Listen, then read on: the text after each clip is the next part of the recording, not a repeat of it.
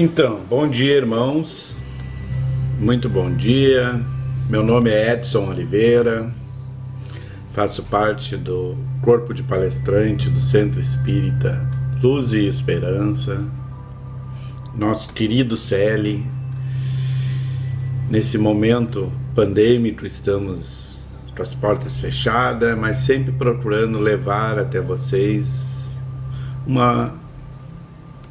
pouco de esclarecimento sobre a nossa doutrina, uma palavra de carinho, uma palavra de reflexão, e assim juntos vamos procurar refletir sobre uma passagem do Evangelho segundo o Espiritismo, capítulo 21.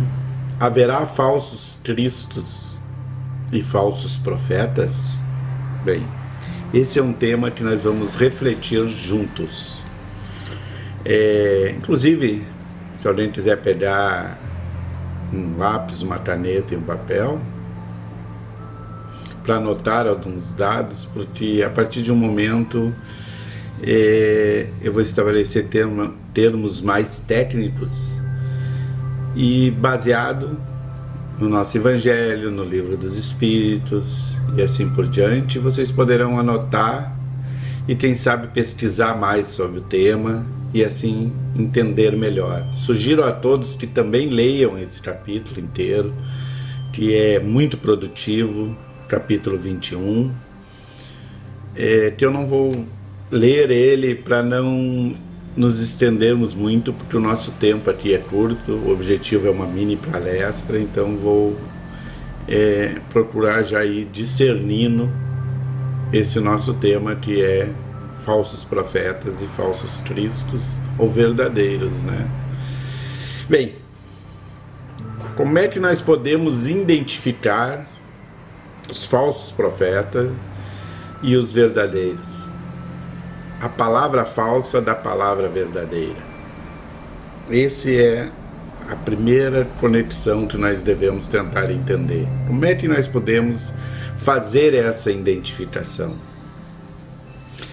E eu vou iniciar pelos falsos, pois há muitos profetas, muitos oradores, muitos pastores, muitos padres e muitos médiuns, enfim, pessoas que aparentemente têm a missão de levar o ensinamento de uma boa esperança, de uma palavra amiga, de uma palavra confortável, de levar o Evangelho até as pessoas.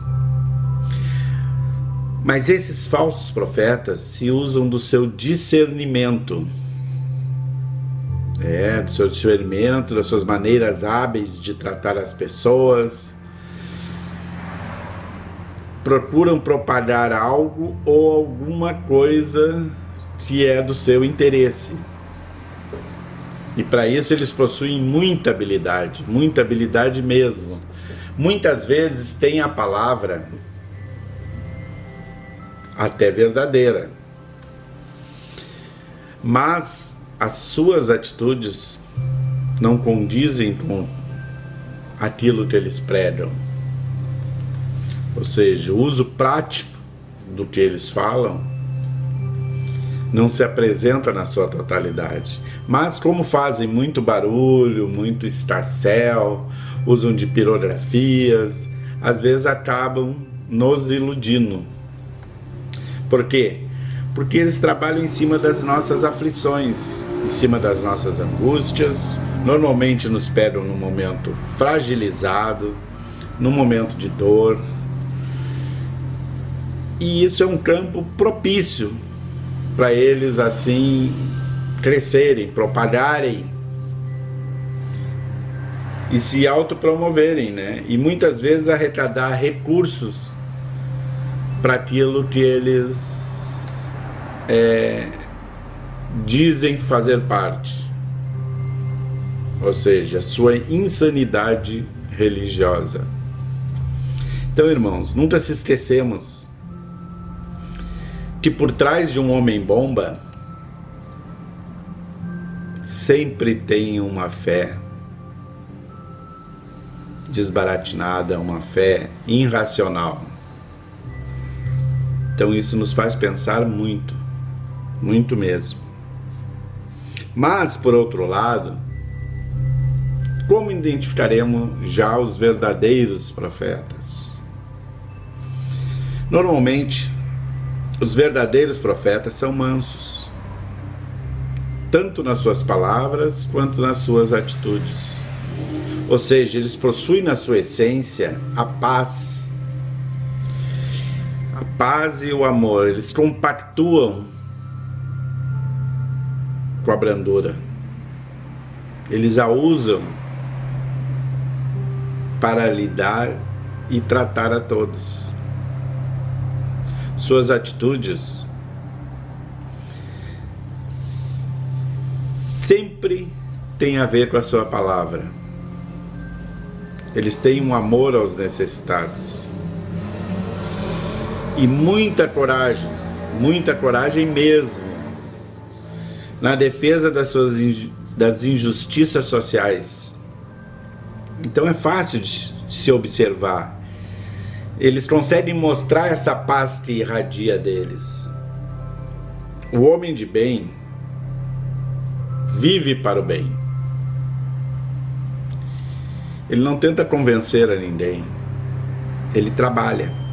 Ele trabalha. Ele trabalha. Ele trabalha. E costuma não desanimar com a dor. Ele sabe que a dor faz parte da sua evolução. O homem de bem, ele não negocia a sua fé. Então, irmãos, nessa primeira etapa, nós tentamos entender o falso e o verdadeiro. Fazendo uma reflexão em cima disso, nós podemos colocar assim que a paz e o amor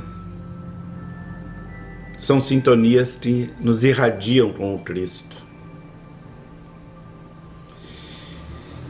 Por isso a gente precisa buscar um conhecimento, mas não é um conhecimento físico, é um conhecimento interior, dentro de nós. Essa busca tem que ir para dentro de nós, em nosso eu interior. Sim, nós temos que estar conectados com o mundo, mas devemos viver o Evangelho.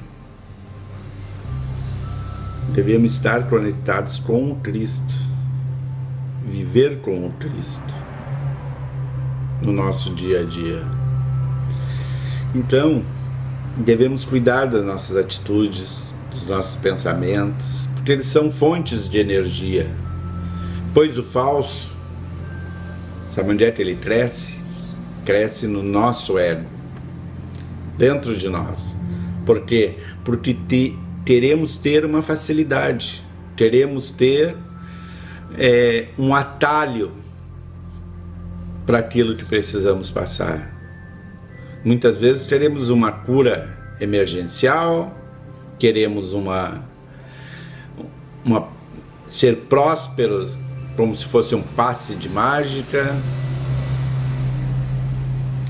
E assim é que a gente vai sucumbindo a essas falsas promessas, esses falsos profetas.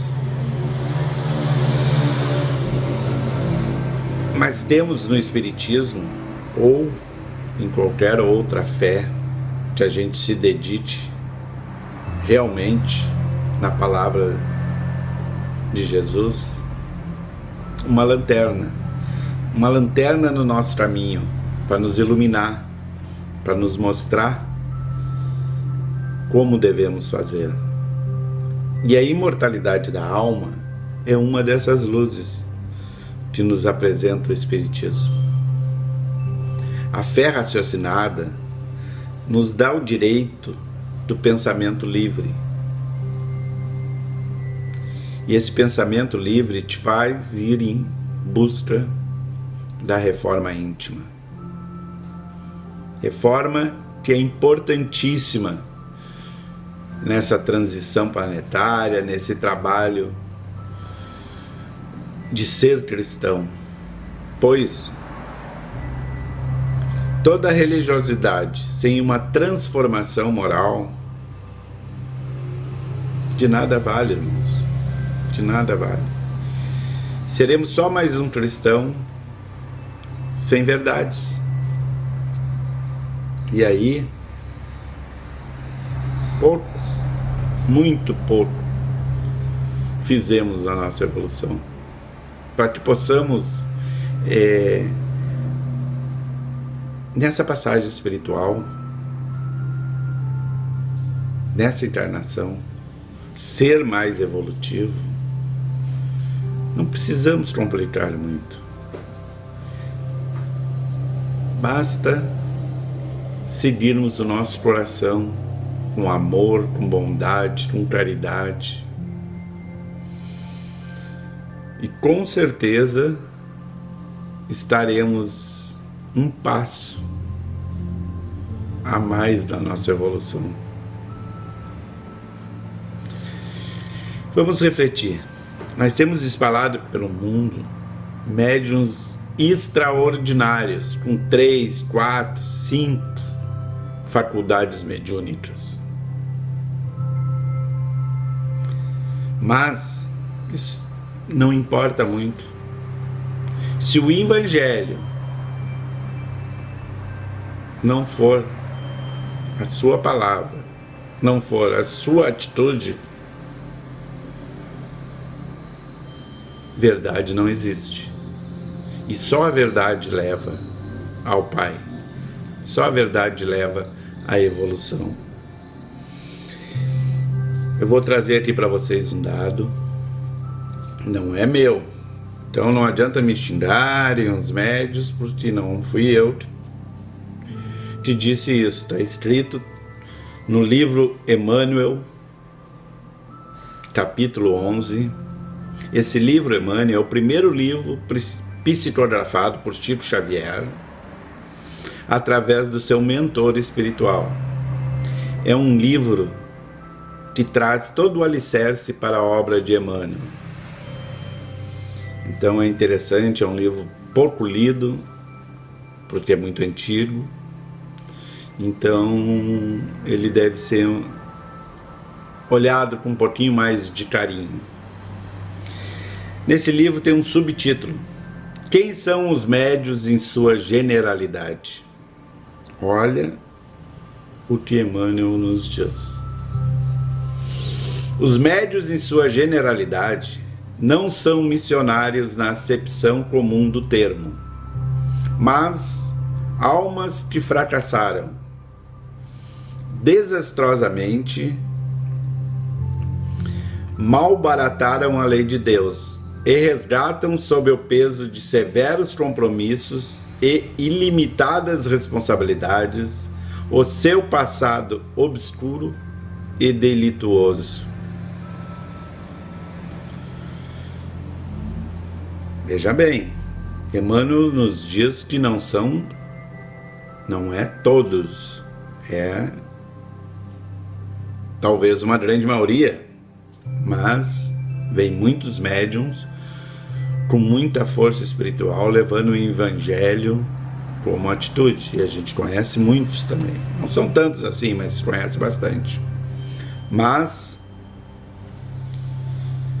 aqui ele nos diz, os médiuns em sua generalidade não são missionários na acepção comum do termo, mas almas que fracassaram, ou seja, no passado nós erramos muito,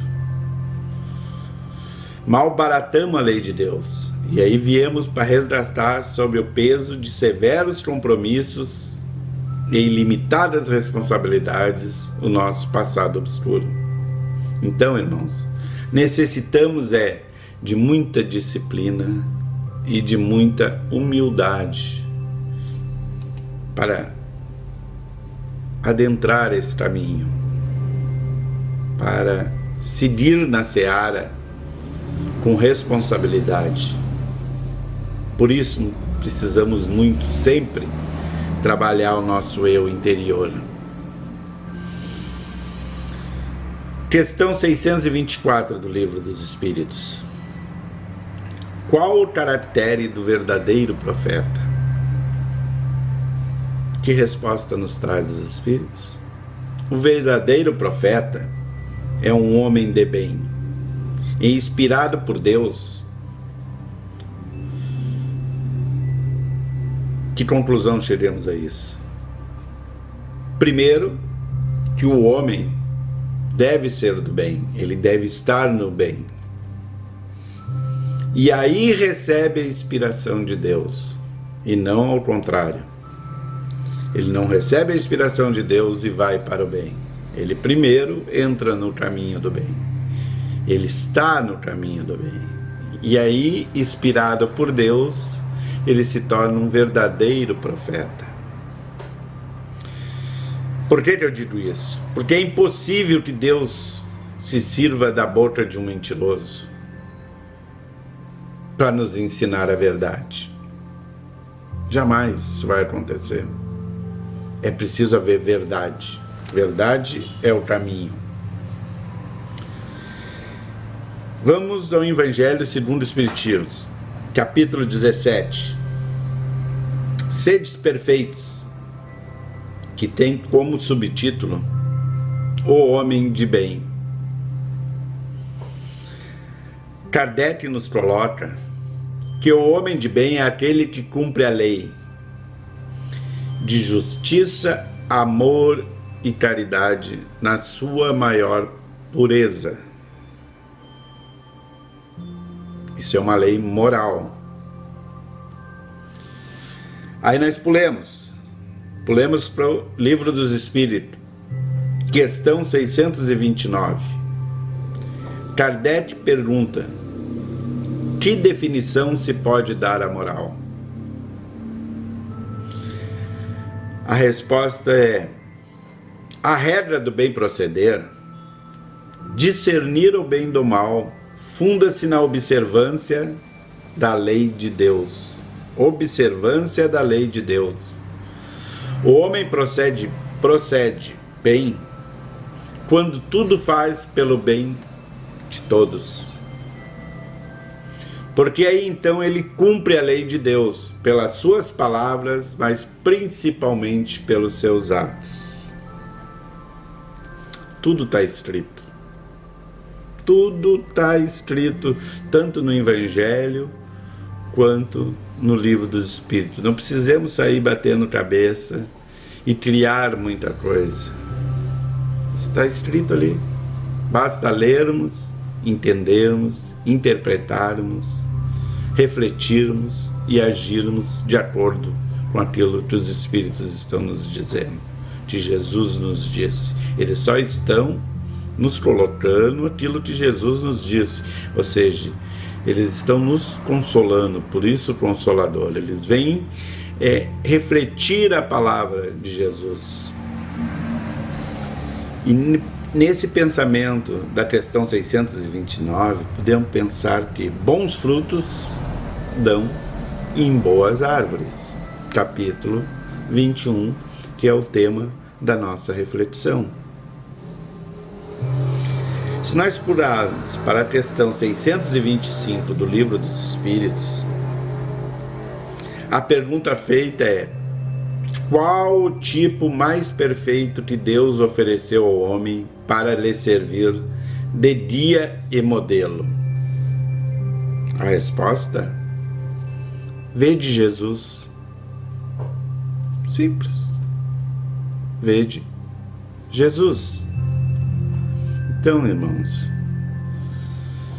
se Deus nos colocou um guia e modelo, Ele nasceu há mais de 2000 anos atrás, no momento em que a Terra estava num processo que precisava de uma certa evolução.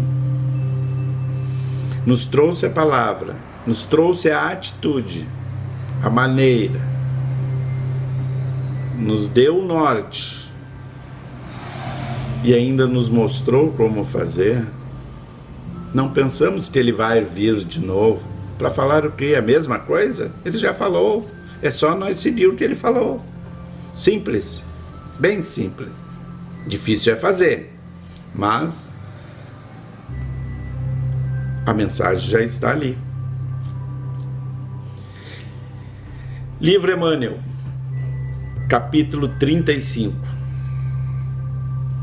Esse livro, que é aquele mesmo que eu estava falando, o primeiro livro de Emmanuel, foi escrito em 1937.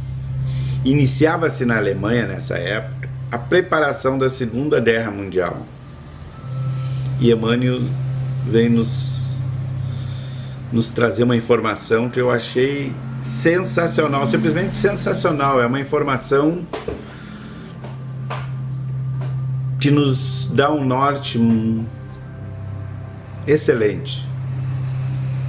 Está escrito lá assim, ó: todas essas atividades bélicas, todas as lutas antifraternas no seio dos povos irmãos, quase totalidade que complica a vida do homem na terra, ou seja, tudo que complica a vida do homem na terra, vieram da escravização da consciência ao conglomerado de preceitos dogmáticos das igrejas que se levantaram sob a doutrina do Divino Mestre.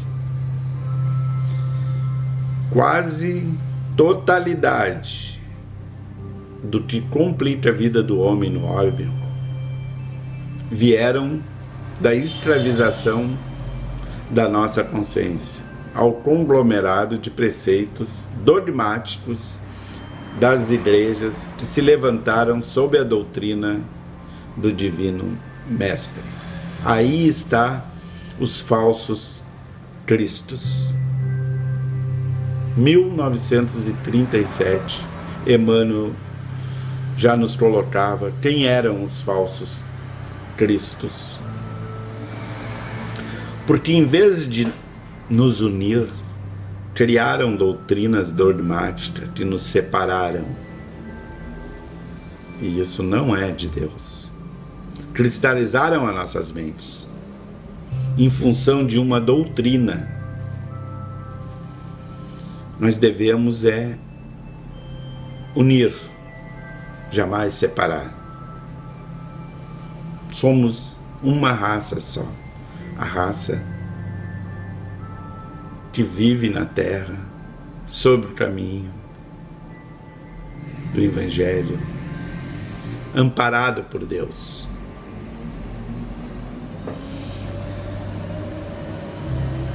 Jesus nos disse: vede que ninguém vos engane. Preste bem atenção: vede que ninguém vos engane. Pois muitos virão em meu nome, dizendo eu sou o Cristo, e enganarão a muitos. O que Emmanuel está nos dizendo ali, ó. Jesus nos disse há 2000 anos: vede que ninguém vos engane.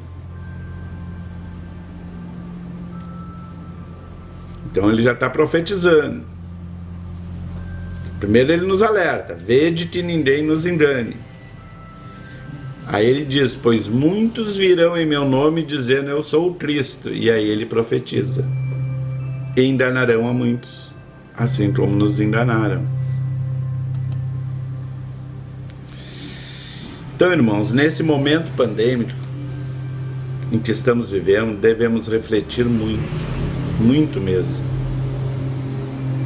Pois o mundo não irá se transformar na sua forma física, mas o homem se transformará na sua concepção, espiritual, deixando morrer aquele homem velho, egoísta, ambicioso, e nascendo um homem novo, um homem de amor, de justiça e de caridade, onde ninguém passe fome nesse mundo. O caminho da verdade é o único caminho que nos leva a Deus. Que assim seja. Muito obrigado